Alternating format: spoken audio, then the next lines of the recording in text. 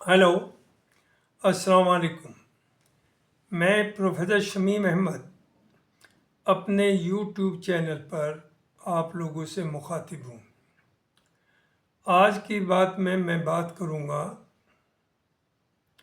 Regarding जो present government plan कर रही है या कह रही है कि one nation so one language, one culture, one electoral roll, one election and one party. ये गोल है प्रेजेंट रूलिंग पार्टी का। तो जाहिर है मैं समझता हूँ कुछ चीज़ें सही भी हैं, सभी तो ये नहीं कि for the sake of opposition उसे अपोज किया जाए। जैसे वन इलेक्टोरल सिस्टम की जो बात है, यानी वोटिंग लिस्ट एक ही हो जो लोकसभा के लिए, आपके असेंबलीज के इलेक्शंस के लिए, जिला पंचायत वगैरह, म्यूनसिपल कॉरपोरेशन वगैरह, इन सब के लिए एक ही रोल लिस्ट होनी चाहिए।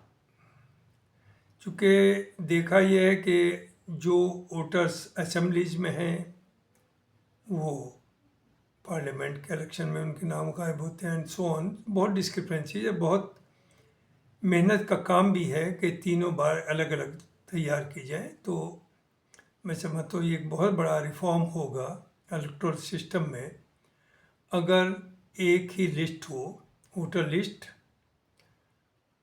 और उसमें ज़ाहिर है हर इलेक्शन के टाइम पर कुछ डिलीट, जो डेथ हो गई उनके प्रूफ के साथ, उनकी बाकायदा प्रूफ होना चाहिए कि ये लोग अब नहीं है यहाँ वोटर्स, इसलिए उन्हें वोटर लिस्ट से हटाया गया। और जो ऐड करें उसके लिए भी एक सॉलिड प्रूफ होना चाहिए। जहाँ तक वन इलेक्शन की बात है, वो भी मैं तो समझता था और समझता भी हूँ कि ज़ाहिर है पूरे साल कहीं ना कहीं इलेक्शन होते हैं, गवर्नमेंट की का टाइम इसमें काफ़ी बर्बाद जाता है। अगर हो तो बेहतर है, प्रोवाइडेड दी नो लीगल हिच। कॉन्स्टिट्यूशन वो देखना पड़ेगा उसका, अगर वो परमिट करता है और आसानी से हो सकता है तो इसमें भी कोई बुराई नहीं है। हालांकि इसमें इसे इम्प्लीमेंट करने में दिक्कतें आ सकती हैं। अब सवाल आता है वन लैंग्वेज। हम 70-75 साल से वन लैंग्वेज की बात कर रहे हैं, हिंदी की बात कर रहे हैं, लेकिन उसमें we are totally failure. South में आपने बड़ी कोशिश की, और वो आप ही ने नहीं, कांग्रेस ने भी की अपने ज़माने में, लेकिन आपको उससे पीछे हटना पड़ा। वही बात आती है कल्चर की, one culture, culture that is not possible. Hindustan is a country of diversities. यहाँ अलग अलग रिलीजन्स हैं, सबके अलग अलग कास्ट हैं, अलग अलग ट्राइब्स हैं, और हर थोड़ी दूर के बाद लैंग्वेज भी बदल जाती है। तो ना तो एक लैंग्वेज हो सकती है, और ना ही एक कल्चर हो सकती है, ना ही एक रिलीजन हो सकता है, जिसकी तरफ हम गलतफहमी में लोगों को बहका रहे हैं कि हम ऐसा कर पाएंगे। हाँ, ये ज़रूर है कि वन पार्टी वन नेशन, शायद उसकी तरफ काफ़ी काम हो रहा है। उसमें दो तरकीबें हैं कि एक तो जितनी भी we call them autonomous agency, जबकि वो ऑटोनोमस ना पहले थी ना अब है, ED, CBI, income tax, election commission, ये समझा जाता है कि वो इंडिपेंडेंटली काम करती हैं। लेकिन इंडिपेंडेंटली, बिल्कुल इंडिपेंडेंटली तो कभी भी नहीं किया, ना पहले किया है ना अब। लेकिन अब कुछ ज़्यादा ही उनका मिसयूज हो रहा है, या वो अपने को मिसयूज कर रही हैं कि अपोजिशन के जो भी लीडर्स हैं उनके यहाँ तो ईडी की या सीबीआई की या इनकम टैक्स की रेड्स होती हैं। अब वही आदमी जिसके खिलाफ हज़ारों आपको प्रूफ मिल गए, जिस दिन वो रूलिंग पार्टी को ज्वाइन कर लेता है वो सब चीज़ें ख़त्म हो जाती है, वो मंत्री भी बन जाता है, एमपी भी बन जाता है, और उसकी बात कभी ना न्यूज़पेपर्स में आती है ना किसी चैनल के ऊपर आती है। तो ये सिर्फ और सिर्फ उसे अचीव करने के लिए यूज़ किया जा रहा है कि वन पार्टी वन नेशन। जो रूलिंग पार्टी का जो रवैया देखने में आ रहा है वो ये है कि या तो पार्टीज को ख़त्म कर दीजिए या उन्हें डिवाइड करके इतना कमज़ोर कर दीजिए कि वो खड़ा ना हो पाए। आपके सामने महाराष्ट्र का मामला है। वहाँ जिस तरह से हुआ, आपने शिवसेना को तोड़ा, एनसीपी को तोड़ा और उन लोगों को मिनिस्टर बनाया। ऐसे आपने और जगहों पर भी किया है। अब असेंबली के इलेक्शंस हुए महाराष्ट्र में, सभी के सामने है कि क्या हुआ। हालांकि इलेक्शंस के ऊपर भी क्वेश्चन मार्क्स बहुत हैं, लेकिन जाहिर है जो ओरिजिनल शिवसेना या उद्धव ठाकरे की थी या एनसीपी शरद पवार जी की थी, वो दोनों ऑलमोस्ट ख़त्म हो गई। और जो इतराए हैं अब वो खुद भी उन एनडीए में शामिल होने की सोच रहे हैं। और ये आप सब समझ सकते हैं जब उसमें चले जाएंगे तो, या ना भी जाए, वो ऑलमोस्ट ख़त्म ही है। शरद पवार जी के पास बहुत ज़्यादा टाइम नहीं है, एजिंग अफेक्ट है जाहिर है, और नई लीडरशिप उनके भतीजे हैं। और जिस तरह के स्टेटमेंट भी अभी अभी आए हैं पिछले हफ्ते में, शरद पवार जी की बेटी का और उद्धव ठाकरे के जो स्पोक्स पर्सन हैं संजय राउत, उनका उससे अंदाज़ा होता है कि क्या होने जा रहा है। उसी तरह से अब आप देख रहे हैं कि या तो पार्टी तोड़िए और वरना आप जेल जाइए। बंगाल में ममता एक ज़ाहिर एक शेरनी, एक बहुत बड़ी फाइटर मानी जाती थी, लेकिन पिछले 8-10 महीने से वो भी काफ़ी हद तक चुप हैं। और जो लेटेस्ट खबरें हैं वो ये है कि उनका भतीजा ही, जिसे उसने प्रमोट किया, वही रिवोल्ट कर रहा है, चूँकि उसके खिलाफ काफ़ी केसेस हैं। और नो डाउट केसेस सही, बाय एंड लार्ज सही भी हो सकते हैं, चूँकि majority of the, not all, majority of the politicians are corrupt. और उन पे जिस तरह से पैसे की कमाई या डिस्प्रपोर्शनेट जो उनके एसेट्स हैं, वो जिसके भी चेक करिए कुछ ना कुछ निकल जाएगा। तो ही इज़ अंडर प्रेशर, उनके भतीजे, और चांसेस हैं कि या तो वो पार्टी तोड़ेंगे या और फाइनली वो पार्टी को कब्जा करेंगे। सेकेंडली इसकी वजह ये भी कि ये वन मैन या वन फैमिली सेंट्रिक हैं सभी पार्टीज़, चाहे वो बिहार हो, चाहे वो यूपी हो, और सब जगह। और ये खूबी भी रही है देखिए बीजेपी की कि जो जो साथ रहा है उसे इन्होंने ख़त्म कर दिया। अकालीज को साथ लिया था, क्या असर हुआ? आज अकालीज कहीं नहीं है पंजाब में। उन्होंने मुफ्ती को लिया था, उसके साथ हुकूमत बनाई कश्मीर में, क्या हुआ? वो मुफ्ती भी ख़त्म हो गई, उसकी पार्टी भी ऑलमोस्ट ख़त्म हो गई, और वो मुझे दिखाने काबिल कश्मीर में नहीं है। उसी यही बात हुआ आपका उड़ीसा में। वो चीफ मिनिस्टर ठीक है थे, उनकी अपनी पार्टी, लेकिन हमेशा उन्होंने सपोर्ट किया बीजेपी को, हमेशा बीजेपी के साथ खड़े रहे, पार्लियामेंट में भी और बाहर भी। लेकिन जैसे मौका मिला उन्हें ख़त्म कर दिया गया।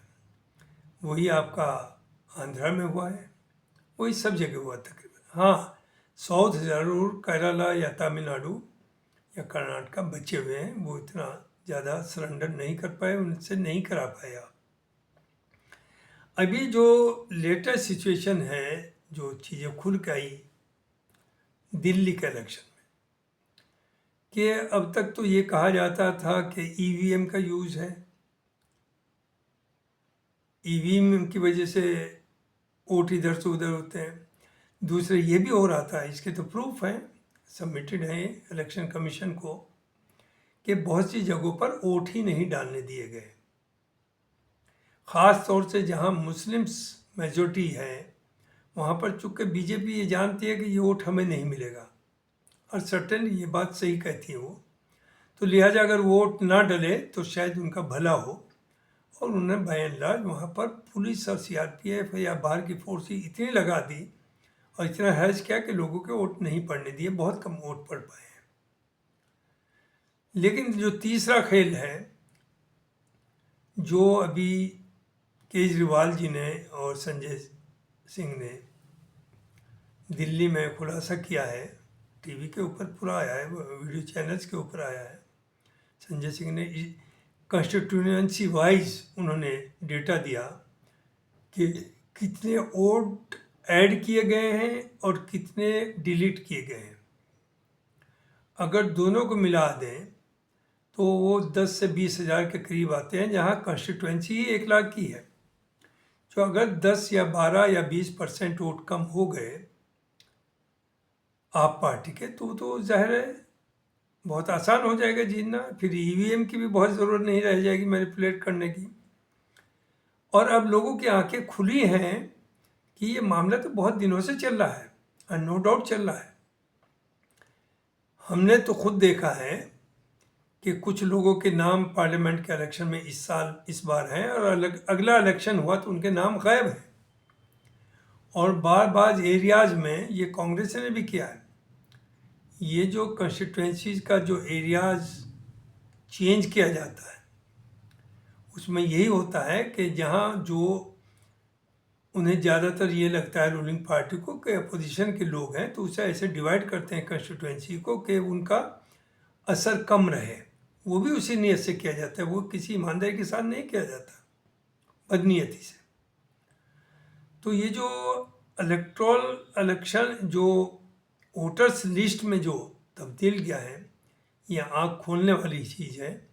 जब इतने बड़े पैमाने पर, अच्छा ये ऊपर से ये एक एक पत्ते पर, वो भी एमपीज़ के ख़ास तौर से या वहाँ के जो बड़े बड़े ऑफिसर्स हैं उनके 50-50 वोट एक एड्रेस के ऊपर है। और वो लोग वहाँ है ही नहीं, कोई भी ना रहता है। तो इस चीज़ से ये अंदाज़ा हुआ कि ये अब से नहीं, ये तो हालांकि जैसे मैंने कहा ये पहले भी हुआ है, लेकिन इधर 10 साल से तो ये खूब अंडर हैंड चल रहा था। ये केजरीवाल ही की बहादुरी है, उसी की party, because they are honest people. और इसमें अनफॉर्चुनेटली जो और अपोजिशन पार्टीज़ को, ख़ास तौर से कांग्रेस को आगे आना चाहिए था दिल्ली में, वो नहीं आ रही। क्योंकि जो कांग्रेस की लोकल लीडरशिप है उसका मकसद है सिर्फ और सिर्फ कि केजरीवाल को कैसे हराया जाए, कैसे इसे पावर से हटाएं, भले ही बीजेपी आ जाए। और वो इस समझते हैं कि देर सवेर बीजेपी और कांग्रेस रह जाएंगे और दोनों में फाइट होगी। जो पहले होता था कि 10 साल 5 साल उनकी, 5 साल उनकी, ये चलता रहेगा। और उन्हें ख़ास तौर से केजरीवाल से खतरा है, क्योंकि केजरीवाल वो आदमी जो डिलीवर करता है, उसके ऊपर दुनिया भर के चार्ज ही लगाए जा रहे हैं। उससे ज़्यादा ईमानदार पार्टी हिंदुस्तान में ना कोई थी और ना होगी। थोड़े बहुत हो, may be some of them may be corrupt, लेकिन बाय एंड लार्ज आपने उन पर कितना दबाव डाला, जेलों में डाला। वो है एक आइडियोलॉजी से कमिटेड, वो आइडियोलॉजी है to deliver to the people. किसी एक ने भी जेल में रहना पसंद किया, दबाव दिया, लेकिन डिफेक्ट नहीं कर पाया, सरेंडर नहीं कर पाया। चाहे वो संजय सिंह हो, चाहे जैन हो, चाहे केजरीवाल हो, चाहे आपके अर्लियर एजुकेशन मिनिस्टर हो, किसी ने सरेंडर नहीं किया।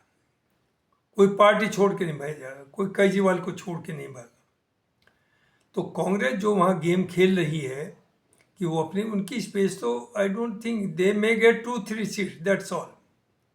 और जहाँ तक इत्तलाएँ आ रही हैं कि वहाँ भी राहुल गांधी ने हरियाणा में भी चाहा था और यहाँ भी चाहते थे कि केजरीवाल के साथ कोई अलायंस हो, लेकिन केजरीवाल देख चुके जो उसका असर आपने हरियाणा में किया है। तो यहाँ केजरीवाल की ज़मीन बनी हुई है, वो क्यों आपको आपसे शेयर करे? तो आपको बुरा नहीं मानना चाहिए। दूसरी चीज़, जो कांग्रेस लीडर्स हैं दिल्ली प्रदेश के, ख़ास तौर से शीला दीक्षित के बेटे हैं और दूसरे, ये लोग केजरीवाल को बड़ा दुश्मन कंसिडर करते हैं एज कंपेयर टू बीजेपी। और सच पूछिए तो they are playing the game of BJP. तो देयर इज ए पॉसिबिलिटी, चूँकि भाई जो सब हो रहा है, ईवी मशीन का भी यूज़ होगा, वोट भी डालने से रोका जाएगा, ऊपर से वोटर लिस्ट में मैनिपुलेशन हो ही रहा है, तो मे भी सीट्स कम हो, लेकिन स्टिल लोग ट्रस्ट करते हैं केजरीवाल को। केजरीवाल जो कहता है वो करता है। और आपने भी, यानी कांग्रेस ने भी और बीजेपी ने भी कोशिश की है कि उस तरह की वायदे कर रहे हैं लोगों से कि ये देंगे ये देंगे, लेकिन इनका रिकॉर्ड देखिए कि जहाँ इनकी गवर्नमेंट्स हैं क्या इन्होंने वो सब कुछ वहाँ दिया? हाँ, कर्नाटका में कुछ किया है इन्होंने फीमेल्स के लिए, औरतों के लिए, लेकिन उससे पहले कभी नहीं किया। और बीजेपी ने कहाँ किया है? केजरीवाल वो है कि उसने दिल्ली में करके दिखाया, सेम थिंग उसने पंजाब में करके दिखाया। तो दीज आर द प्रॉब्लम्स। और लगता है कि जहाँ तक इंडिया गठबंधन की थी उसमें बीजेपी कामयाब हो गई, उसमें टूट के ऑलमोस्ट ख़त्म। जितने कंस्टिट्यूएंट्स हैं वो उन्होंने तो एक ही बात पकड़ी है कि ये तो पार्लियामेंट के लिए था, असेंबली के लिए नहीं था। और बात उनकी कुछ हद तक एक्चुअल में उन्हें भी डर है। उन्हें डर ये है कि कांग्रेस अगर आगे बढ़ती है तो it will be eight there cost. UP में जो वोट बैंक है, जिसे मुसलमानों का वोट बैंक हमारे यादव जी, अखिलेश जी कंसिडर करते हैं, ज़ाहिर है कांग्रेस अगर आएगी तो वोट वो खिसकेगा, ये तो कॉमन है वोट बैंक। ऐसे ही बंगाल में ममता को खतरा है कि कांग्रेस अगर वहाँ पनपती है तो ममता को नुकसान होगा। वही चीज़ कर्नाटका और आंध्र में जहाँ भी आप जाइए, इवन महाराष्ट्र में यही है कि चूँकि जो सोकॉल्ड अपोजिशन में रीजनल पार्टीज हैं वो तो ज़्यादातर at the cost of Congress हैं। और दिल्ली में तो 90% जो है वो कांग्रेस का वोट शिफ्ट हुआ है आप पार्टी की तरफ, बीजेपी का तो बहुत ज़्यादा नहीं शिफ्ट हुआ। तो उन्हें अपने सर्वाइवल का भी डर है।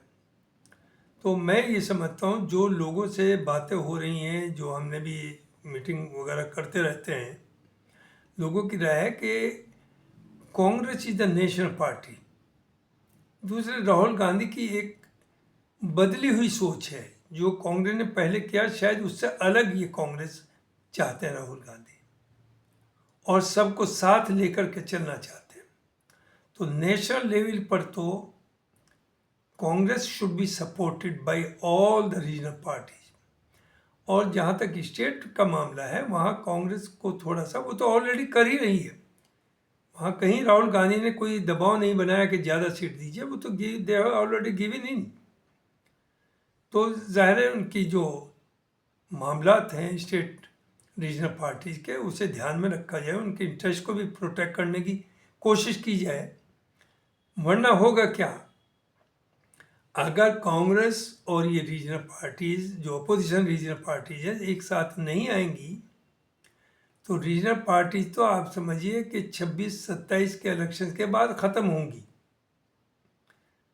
और कांग्रेस यूँ सर्वाइव करेगी। It is a national party. अगर 27 में यूपी में या 29 में नहीं आती कांग्रेस तो 34 में आएगी, लेकिन 34 तक ये सब रीजनल पार्टीज ख़त्म हो जाएंगी। तो हाँ, जो मैं यहाँ लोगों से बात हो रही है, जो बाहर भी हो रही है, मीनिंग दिया भाई बाहर के लोग भी कह रहे हैं, उनकी अखिलेश से ख़ास तौर से ये अपील है कि अखिलेश इस गलतफहमी में ना रहें कि उनके 37 मेंबर पार्लियामेंट आ गए और वो बहुत स्ट्रॉन्ग है। वो 37 मेंबर पार्लियामेंट सिर्फ और सिर्फ इसलिए आ गया कि कांग्रेस से अलायंस था। अदरवाइज जो 94% मुसलमान वोट उन्हें 2022 में मिला है, वो ज़्यादातर more than 80% they have shifted to Congress. तो साथ आने में दोनों का फ़ायदा हुआ कि कांग्रेस को भी अच्छी खासी सीट मिल गई 6-7, और आपको 37 मिल गई। अगर आप अलग अलग लड़ते तो कांग्रेस को भी 1-2 ही सीट मिलती और आपको भी 2-3 से ज़्यादा नहीं मिलती। तो मिलकर के चलने में ये कांग्रेस की नेक नियति नहीं होनी चाहिए कि स्टेट में आपको वो लीडरशिप सौंपे। ये ख्वाब न देखे वो कि कांग्रेस यहाँ अपनी हुकूमत बनाने की आपके हाथ मजबूत करे, समाजवादी के हाथ मजबूत करे, लेकिन सेंटर के लिए आप कांग्रेस के हाथ मजबूत करें और मिलकर के ही चलने में फ़ायदा है। वरना ये सब रीजनल पार्टीज़ कुछ दिन में ख़त्म हो जाएंगी। तो ख़ास तौर से अखिलेश जी, चूँकि यूपी एक बहुत बड़ी स्टेट है, और अगर लोगों का ये भी कहना है, जो कि मुमकिन ना होता, कि अगर मायावती भी साथ आ जाती 2024 में तो 80 में से कम 75 सीट्स आपके पास होती गठबंधन के साथ। देखिए अभी भी आपने मोर देन 50% सीट्स ली हैं, बहुत बड़ा जंप है। और ये जंप है सिर्फ और सिर्फ इसलिए कि कांग्रेस समाजवादी मिलकर के इलेक्शन लड़ी। तो यही कहना है कि बीजेपी का एम, हालांकि वो कांग्रेस का भी रहा है और कांग्रेस भी नहीं चाहती कि रीजनल पार्टीज पनपे, वो भी चाहते हैं कि दो ही प्लेयर रहें। लेकिन व्हाट आई फील कि सेंट्रल लेवल पर आप दो रहें, बीजेपी रहे और कांग्रेस रहे, ये अपोजिशन भी एक दबाव की नीति ना अपनाए और स्टेट लेवल पर रीजनल पार्टीज को के इंटरेस्ट को ध्यान में रखते हुए उन्हें सपोर्ट दी जाए, तभी मामला चलेगा। अदरवाइज ना आप रहेंगे, ना आपकी गवर्नमेंट बनेगी, ना आपके एमएलएज बनेंगे, ना आपके एमपीज बनेंगे। तो बेहतर ये है कि एक साथ आएँ। और जहाँ तक मुसलमानों का सवाल है, वो ये ठेका कभी ना ले कि उन्हें बीजेपी हराना है। चूँकि nobody is secular in the country and nobody is communal in the country, ये है वोट की पॉलिटिक्स। तो आप अपने को आगे न रहें, आपका कत्लेआम होता है। ये सो कॉल्ड सेकुलर पार्टी खूब नाचती हैं, वो कहती है अब जाएंगे कहाँ ये। तो आप बंधुआ मजदूर ना बने किसी के, आप उनका वोट बैंक बिल्कुल ना बने। जो अच्छा कैंडिडेट हो उसे वोट दें। हर पार्टी में अच्छे और बुरे हैं, कांग्रेस में भी क्रिमिनल्स हैं, समाजवादी में भी आपको क्रिमिनल्स मिलेंगे, बीएसपी में भी क्रिमिनल्स मिलेंगे, मायावती के ममता के साथ भी मिलेंगे, हर जगह मिलेंगे और अच्छे भी मिलेंगे। तो अच्छे लोगों को आप इलेक्ट करें और इस पर कभी ना जाए कि मुसलमान भाई को जिता के भेजना है। मैं इस व्यू का नहीं हूँ, क्योंकि मुसलमान जो इलेक्ट होके जाता है वो आपका रिप्रेजेंटेटिव नहीं है। वो अपनी पार्टी की बात करता है सिर्फ और अपने प्रमोशन की बात करता है, वो कम्युनिटी की बात करने की हिम्मत ही नहीं उसमें। तो आप इवन बीजेपी के कुछ लोग आपको ऐसे मिलेंगे, they are much better than other even Muslim leaders. तो अगर बीजेपी का बहुत अच्छा, you vote for him. BJP के आप दुश्मनी करके कुछ आप बिगाड़ नहीं सकते। बीजेपी का अपना ज़रूर बिगड़वा रहे हैं। और ये पार्टी चाहें 60-65 साल तक कांग्रेस ने आपको आगे रखा कि अगर आप और हमें वोट नहीं देंगे तो बीजेपी आ जाएगी। क्या हुआ आज बीजेपी आ गई। 14 से है, आपकी पिटाई हो रही, आपका कत्लेआम हो रहा, आप पुलिस कस्टडी में मारे जा रहे हैं, आपको शहर दिया जा रहा जेलों में। क्या आपकी बचत के लिए कोई आया? क्या आजम खां को बचा लिया किसी ने? क्या अतीक को बचा लिया? क्या अंसारी को बचा लिया? क्या शाह जो आपके बिहार के थे उन्हें बचा लिया? तो आप किसी के कंधे पे रख करके अपनी सेफ्टी मत ढूंढिए कि उसके कंधे पे बैठेंगे तो आप बचे रहेंगे। आप ईमानदारी की साफ सुथरी पॉलिटिक्स आइडियोलॉजिकल करिए, अच्छे लोगों के साथ आइए और अपनी पार्टी मजबूत करिए। Again I have come to the same point. अपनी लीडरशिप कायम करिए, अपनी पार्टी कायम करिए। आप ये मैसेज न दें कि आप इन so called political secular parties के आप एजेंट हैं, इनके दलाल हैं, इनके बंधुआ मजदूर हैं। आप ये ना अपनी पहचान बनाएं। अपनी पहचान बनाइए अपने उसूलों से। आइडियोलॉजिकल फाइट वो तभी होगी जब आपकी अपनी पार्टी होगी, अपना लीडर होगा। फिर आप दूसरे लोगों से अलायंस करिए और धोखाधड़ी की बात ना करिए, ईमानदारी के साथ अलायंस करिए। जो वादा करिए उसे पूरा करिए। कम्युनल पॉलिटिक्स करके आप ना सर्वाइव कर सकते हैं और आप ख़त्म हो जाएंगे। आपके लिए रिलीजियसली भी और मुल्क के लिहाज से भी सेकुलरिज्म के अलावा कोई दूसरा चारा है ही नहीं। तो डोंट बी डुप्लीकेट सेकुलरिस्ट। जो दूसरी सो कॉल्ड अपोजिशन पार्टीज हैं अपने को सेकुलर कहती हैं, वो सेकुलर नहीं है।